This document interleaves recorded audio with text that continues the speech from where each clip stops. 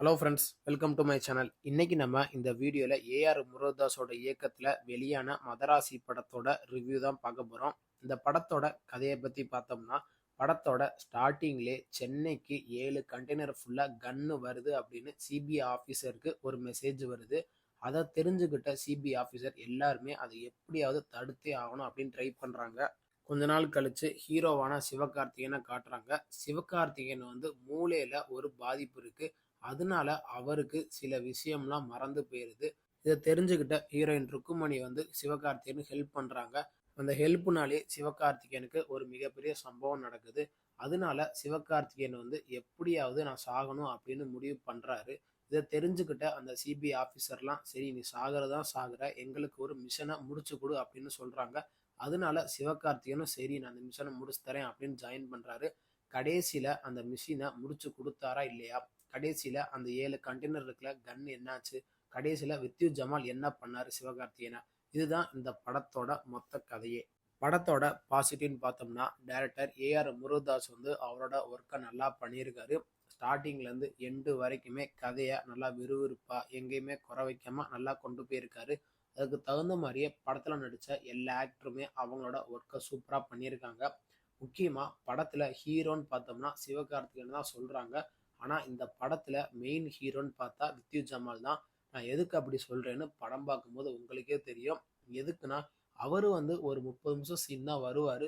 வந்தாலும் ஸ்க்ரீனில் அவரோட ப்ரெசன்ஸ் வந்து வேறு லெவலில் இருந்துச்சு. படத்தில் ஒர்க் பண்ண எல்லா டெக்னீஷியனுமே அவங்களோட ஒர்க்கை சூப்பராக பண்ணியிருக்காங்க. முக்கியமாக இந்த படத்தோட பேக் போன்னு பார்த்தோம்னா சினிமோட்டோகிராஃபர் தான். எதுக்குன்னா, ஸ்டார்டிங்லேருந்து எண்டு வரைக்குமே அந்த ஃபைட் காட்சி எல்லாத்தையுமே சூப்பராக காட்டியிருக்காங்க. ஸ்டார்டிங்கில் அந்த கண்டெய்னர்லாம் இடிச்சிட்டு போகிற மாதிரி ஒரு ஃபைட் சீன் இருக்கும், அதாக இருக்கட்டும்.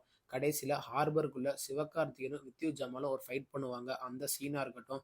வித்யு ஜமால் வந்து அந்த ஹாஸ்பிட்டலில் இருந்து தப்பிக்கிற மாதிரி ஒரு காட்சி இருக்கும். அந்த காட்சி எல்லாத்தையுமே சினிமோட்டோகிராஃபர் ஒருத்த ஷார்ட்டாக இருக்கட்டும், அந்த ரொட்டேட்டிங் ஷாட்டு, அந்த ட்ரோன் ஷாட்டு, அது எல்லாத்தையுமே சினிமோட்டோகிராஃபர் சூப்பராக வச்சுருக்காரு.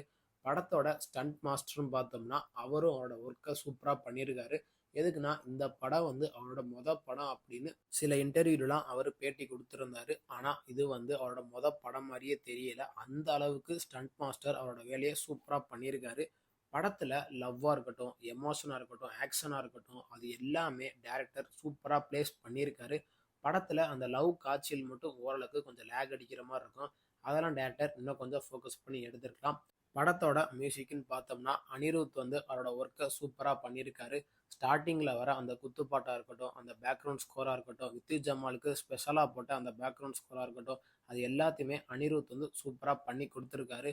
படத்தோட நெகட்டிவ்னு பார்த்தோம்னா, டைரக்டர் என்னதான் கதையை நல்லா ஃபோக்கஸ் பண்ணி எடுத்திருந்தாலும் படத்தில் ஹீரோ சிவகார்த்திகேயனை வந்து சொன்னதே சொல்கிற மாதிரி பல காட்சி இருக்கும், அதை கொஞ்சம் அவாய்ட் பண்ணியிருக்கலாம்.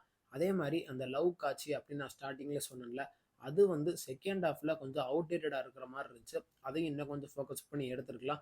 ஆனால் படத்தில் மெயின் ஹீரோன்னு பார்த்தோம்னா வித்யு ஜமால் தான். அவர் மட்டும் இந்த படத்தில் இல்லை அப்படின்னா இந்த படத்தை நம்ம பார்க்கவே முடியாது. எதுக்குன்னா, அந்த அளவுக்கு அவரோட ஸ்க்ரீன் ப்ரெசன்ஸ் வந்து வேறு லெவலில் இருந்துச்சு. மற்றபடி இந்த படத்தில் பெருசாக சொல்கிறக்கு ஒன்றும் இல்லை. இந்த படம் ஓடிடி தளமான அமேசான் பிரைமில் அவைலபிளாக இருக்குது. இந்த படத்துக்கு நம்ம கொடுக்குற ரேட்டிங் பார்த்தீங்கன்னா 10க்கு 6.5 கொடுக்கலாம். இந்த வீடியோ உங்களுக்கு பிடிச்சிருந்தா மறக்காமல் நம்ம சேனல் லைக் பண்ணி, கமெண்ட் பண்ணி, ஷேர் பண்ணுங்கள்.